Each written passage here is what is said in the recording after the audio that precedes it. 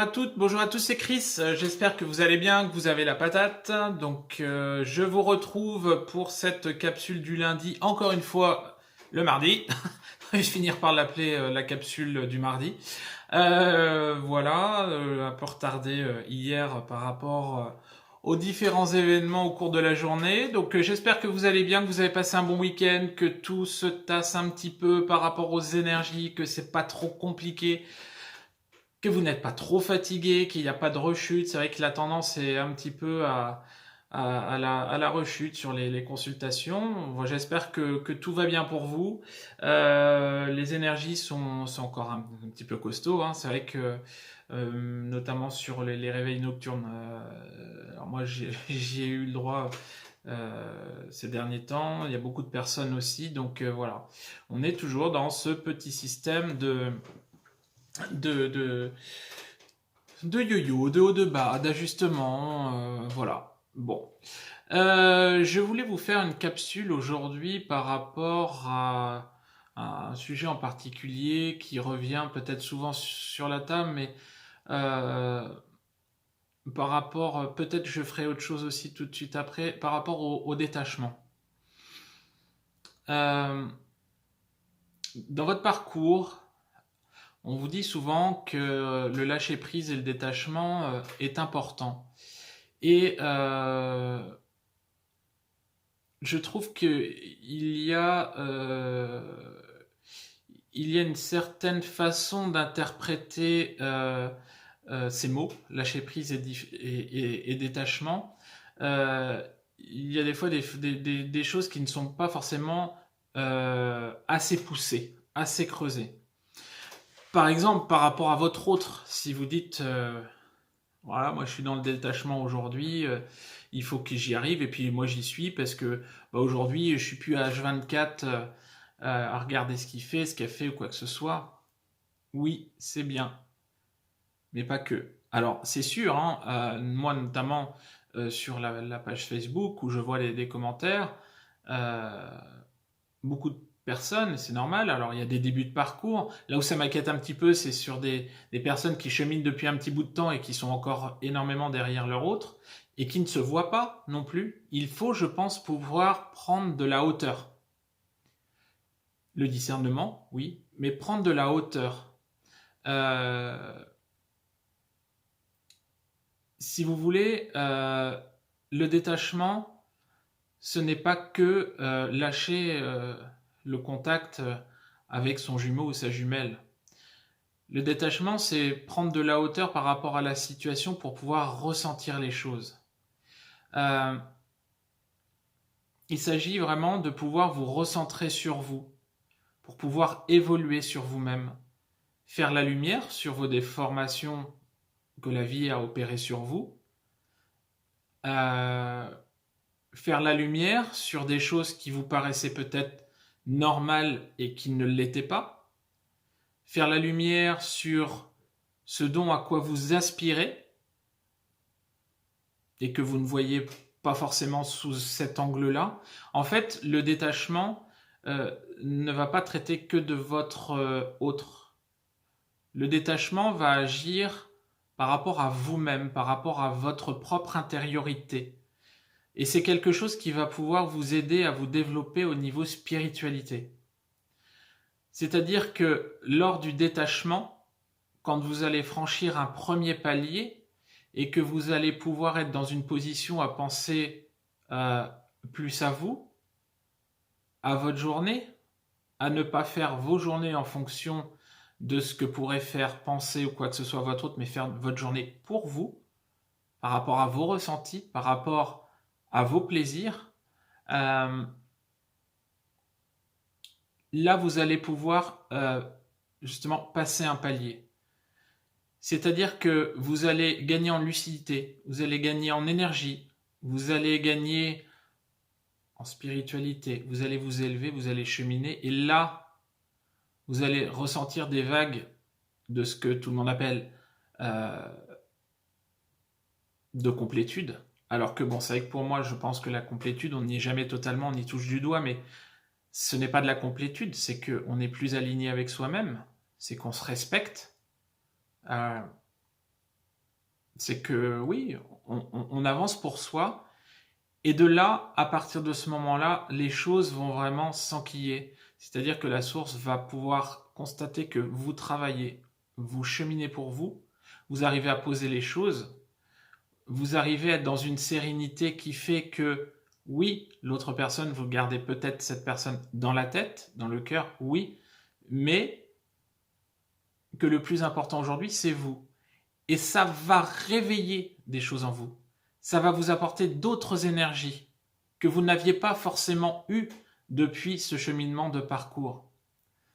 Alors, oui, ça va être nécessaire pour vous élever, encore une fois, mais ça va être nécessaire justement pour vous apaiser par rapport à tous ces mois, toutes ces années qui ont été délicates, qui ont été complexes, tant au niveau galère de parcours qu'au niveau de l'émotivité. Vous savez très bien, les lunettes qui sont pas droites, vous savez très bien que tout parcours de flamme jumelle est différent et que nous sommes tous dans des parcours avec des temporisations, des espaces-temps qui sont non contrôlables et qui sont différentes et non maîtrisables. Si vous restez axé sur votre jumeau, à parler de votre jumeau, à attirer peut-être des synchronicités à gauche, à droite, qui en fait n'en sont plus, qui sont justement le fruit de votre mental et de la loi de l'attraction également, vous allez bloquer peut-être ces énergies et rallonger votre parcours. Donc c'est vrai, quand vous pouvez voir des vidéos ou quoi que ce soit, on vous dit lâchez, détachez-vous et tout. C'est pas pour vous emmerder. Non. C'est pour justement vous aider à cheminer, vous aider à tomber dans des belles énergies pour pouvoir avancer sur votre mission de vie et trouver justement votre mission d'âme. Pour pouvoir capter des choses, pour pouvoir ressentir les choses, pour pouvoir avancer vers les autres, des personnes nouvelles, des nouvelles activités, un nouveau travail. Tout ça, en fait, si vous voulez, tout le changement, tout le cheminement part de là. Alors, le temps, parlons-en. Vous êtes sur un parcours de flamme jumelle.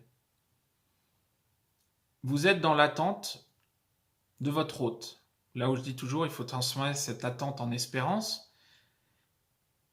Oui, ok, si vous êtes sur un espace-temps réduit et que vous travaillez, les choses peuvent se faire. Imaginez que vous soyez sur une période de 4, 5, 6, 7, 8 ans.